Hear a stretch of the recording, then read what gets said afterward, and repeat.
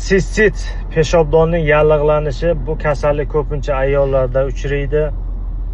Chunki peshobdondan siydik chiqadigan yo'li kaltaroqdir, 3-4 sm bo'ladi.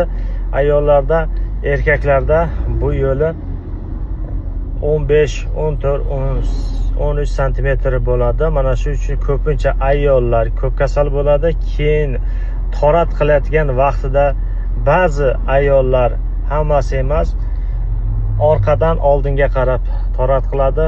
Bu to'g'ri emas, chunki orqadagi infeksiyalar oldinga o'tishi mumkin. Mana shu uchun faqat oldindan orqaga qarab, oldi tomonni yaxshilab tozalab yuvish kerak, keyin orqa tomonga o'tish kerak. Mana shu holatda yaxshi bo'ladi. Ikkinchi holat, bu ayol kishi bir oyda bir marta hayz kasalligi bo'lib o'tadi ayollarda. Prokladka qo'yadi ayollar yoki biron latta qo'yishi mumkin. O'shanda o'sha chiqqan qon prokladkaga yoki o'sha lattaga yopishib qoladi. Agar o'sha qonda biron vaspaleniya, biron infeksiya bo'lsa yoki biron virus bo'lishi mumkin yoki boshqa narsalar bo'lishi mumkin.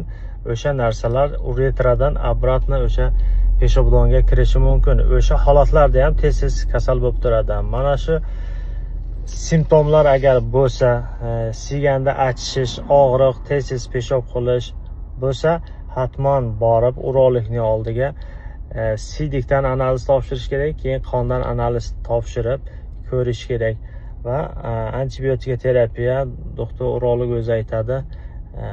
Nima chiqqan analizda o'shanga qarab lecheniya tavbat yozib beradi. Erkaklardan bo'ladi, erkaklarda Moskvada ko'p ishlab yurgan, issiq sovuq qo'yadi.